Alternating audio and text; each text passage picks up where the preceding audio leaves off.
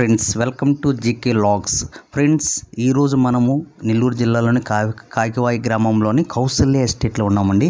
అక్కడ ఒక dairy farm ఉంది. 100 నుంచి 150 పశువుల డైరీ ఫామ్ ఉందండి. ఇక్కడ డైరీ ఫామ్లో చాలా 150 పశువులు ఉన్నాయి కాబట్టి ఎక్కువ మనకి ఆర్గానిక్ మ్యాటర్ అంటే ప్యాడ్ అనేది ఎక్కువగా ఉత్పత్తి అవుతుంది. ఈ ప్యాడ్ నుండి వాళ్ళు బయోగ్యాస్ ఉత్పత్తి చేయాలనే ఉద్దేశంతో ఒక న్యూ టెక్నాలజీని అంటే మిక్స్కిన్ బేస్డ్ అనమాట సిస్టమ్ ఆఫ్ బయో వారి టెక్నాలజీతో మనం ఇక్కడ ఏంటంటే ప్లాంట్ని ఇన్స్టలేషన్ చేస్తున్నారు.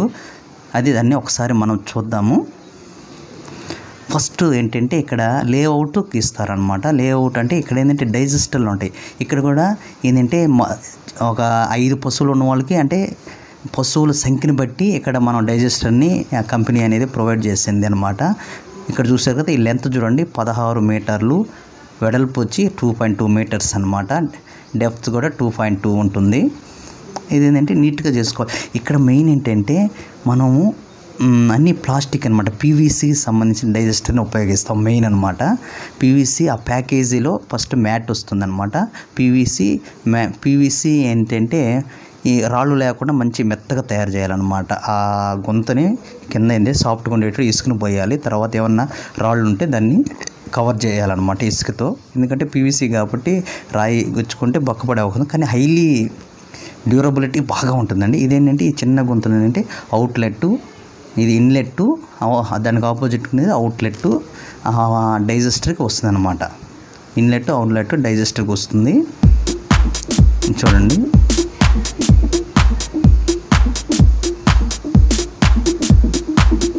ఇదంతా ఏంటంటే ఇగో అదంతా ప్యాకేజ్ అనమాట. ఆ కంపెనీ వారు ఇచ్చింది అనమాట. ఆ ప్యాక్ని ఓపెన్ చేస్తున్నారు. అందులో ఏంటంటే ఆ యూనిట్కి సంబంధించిన మొత్తం ఉంటుంది అన్నమాట. ఆ మ్యాట్, తర్వాత డైజెస్టర్, తర్వాత ఏంటంటే ఆ ఇన్లెట్ అవుట్లెట్, గ్యాస్ కూడా, స్టవ్ కూడా దీనిలోనే ఉంటుంది. అదేంటంటే స్టవ్ చూసారు కదా, లోపల స్టవ్ కూడా దానిలోనే ఇస్తారనమాట కంపెనీ.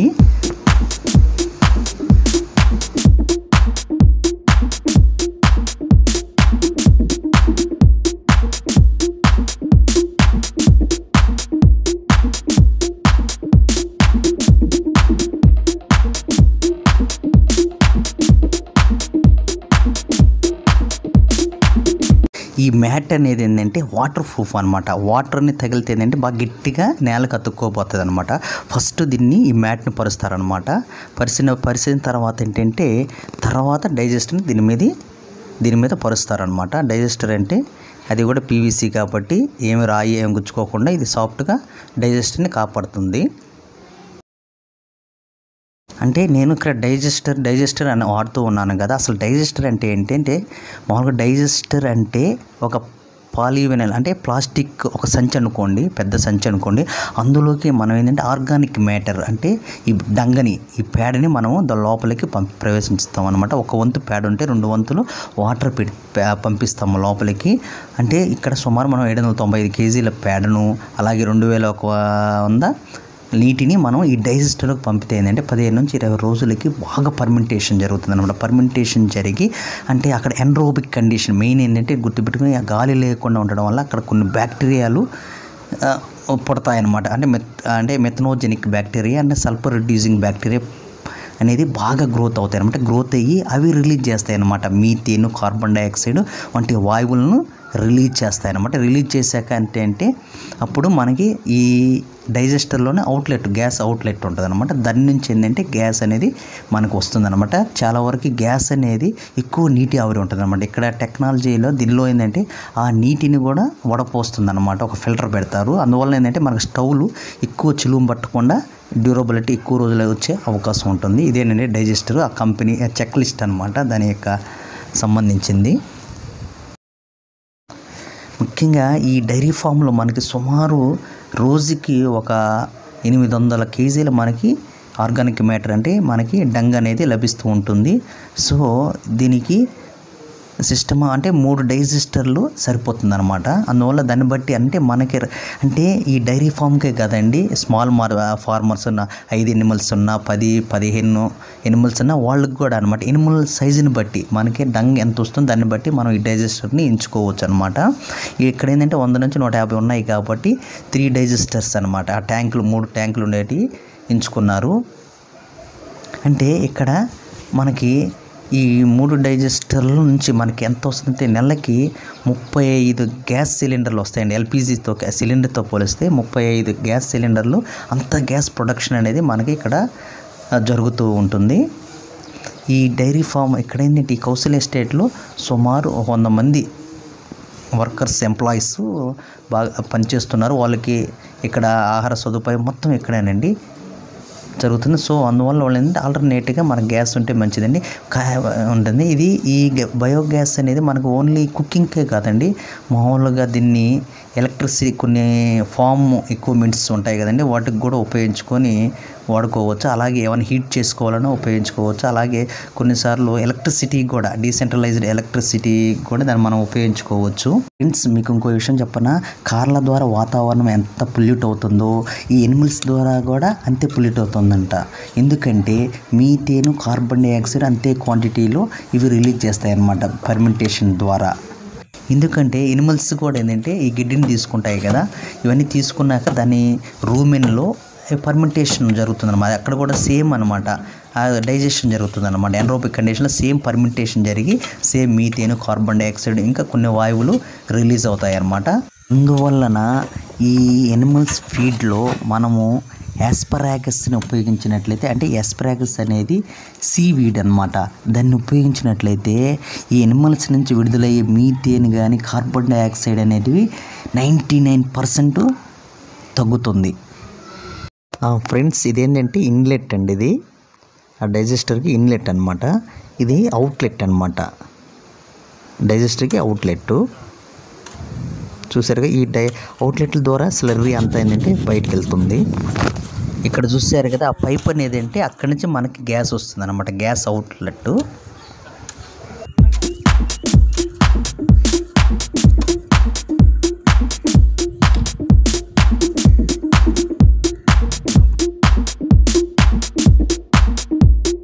ఇది ఆ డైజెస్టర్కి అవుట్లెట్ అనమాట. అంటే గ్యాస్ మనం పేడ అదంతా లోపలికి పంపిస్తాం కదా, పంపించాక ఫర్మెంటేషన్ అయ్యాక స్లర్రీ రూపంలో మనకి బయటకు వస్తుందండి స్లర్రీ. ఇదేంటంటే మనకి ఒక తొట్టి అనమాట. ఈ తొట్టిలోనంటే ఆ పేడను వాటర్ను బాగా కలిపి మనం ఏంటంటే దానిలోకి పంపిస్తాం అనమాట. ఇక్కడ చూడండి, ఈ తొట్టిలో వరుసగా 3 ఉన్నాయి కదా, అక్కడ 3 డైజెస్టర్లకు 3 పైపులు వెళ్తాయి అన్నమాట. ఇగో ఇక్కడ కలిపేసి ఫైన్ పార్టికల్ ఏమైనా పెద్ద పార్టికల్ ఉంటే అది తీసి రిమూవ్ చేయాలి. తీసేసాకంటే ఈ తొట్టులోకి వస్తాయి. ఈ తొట్టులో నుంచి ఏంటంటే ఆ పైప్, ఈ తొట్టు నుంచి అవుట్లెట్స్ ఉంటాయి అన్నమాట, ఆ పైప్స్ ఉంటాయి. ఆ పైప్స్లో ఒక్కొక్క డైజెస్టర్కి ఒక్కొక్క పైపు వెళ్తూ ఉంటుంది అనమాట. అంటే డైరెక్ట్గా ఇక్కడే మనం వాటరు పేడని రెండుని కలిపేసి ఇక్కడి నుంచి ఇగో మూడింటికి అనమాట 3 డైజెస్టర్లకి వెళ్తాయి అన్నమాట. ఇక్కడ 1, ఫస్ట్, సెకండ్, థర్డ్ ఆ తొట్టులో కలుపుకుంటారు. పేడ నీటిని కలుపుకొని ఆ డైజెస్టర్లోకి దాని ద్వారా పంపిస్తారనమాట.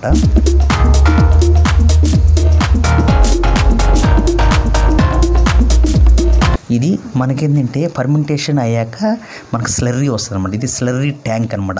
అంతా దీనిలోకి వస్తుంది అనమాట. ఈ స్లర్రీని మనం బయో ఫర్టిలైజర్గా మొక్కలకి ఉపయోగించుకోవచ్చు.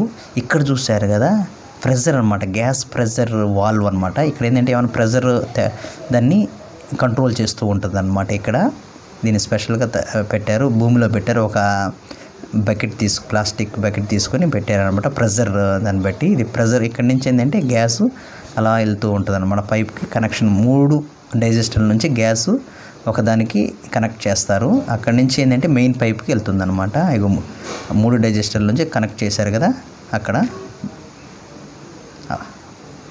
ఇదేంటంటే ఇది చాలా డ్యూరబిలిటీ ఎక్కువ అనమాట దీనికి, డైజెస్టర్కి. మనుషులు ఎగిరినా కూడా ఏం కాదనమాట. చూడండి, ఈ పైప్ ఏనండి, దీని నుంచి ఆ 3 డైజెస్టర్ నుంచి వచ్చే గ్యాస్ ఈ పైప్ ద్వారా మనకి ఆ వంటగదికి వెళ్తుంది అనమాట. అక్కడ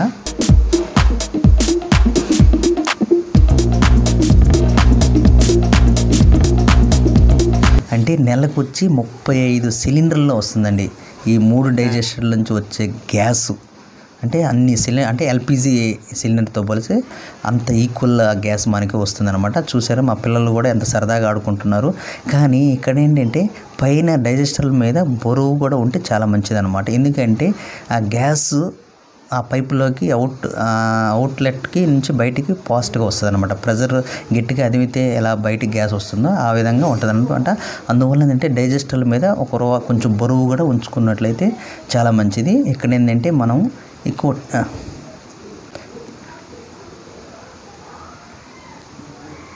చూసారు కదా, ఇదేంటంటే అవుట్లెట్ అండి. అవుట్లెట్లో 3 డైజెస్టర్ల నుంచి అవుట్లెట్ ఒక పైప్ పెట్టేసి స్లరీ అనమాట. స్లరీ చూసారు కదా, అది గ్రీన్ కలర్లో ఆ బయో ఫర్టిలైజర్గా ఉపయోగించవచ్చు. ఇది చాలా మంచిది మొక్కలకి. చూసారుగా పిల్లలు కూడా బాగా ఆడుకోవచ్చండి. ఆ డైజెస్టర్ల మీద బాగా అంటే లోపలంతా గ్యాస్ ఉంటుంది. అంటే ఈ డైజెస్టర్లో అడుగున సగం వరకు ప్యాడ్ ఉంటుంది, పైన దాని ఉపరితలం మీద గ్యాస్ ఉంటుందండి. సో మనం ఏంటంటే గ్యాస్ ఎక్కువగా రావాలన్నా ఈ డైజెస్టర్ల మీద అక్కడక్కడ మనం టైర్లు కానీ ఏదైనా బరువు పెట్టినట్టయితే గ్యాస్ అవుట్లెట్ నుంచి గ్యాస్ ఎక్కువ వచ్చే అవకాశం కూడా ఉంటుంది. ఇది చూసారు కదా, ఇదండి దానికి స్పెషలైజ్డ్, దీనికి సపరేట్గా స్టవ్ ఉంటుంది అనమాట. చూడండి,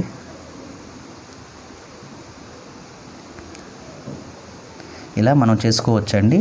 అంటే 35 సిలిండర్లు వస్తున్నాయంటే ఎంత ఎక్కువ గ్యాస్ మనకు వస్తుందో చూస్తున్నారు కదా. అంటే ఒక పశువు నుంచి మనం ఇంత గ్యాస్ని పొందవచ్చు అనమాట.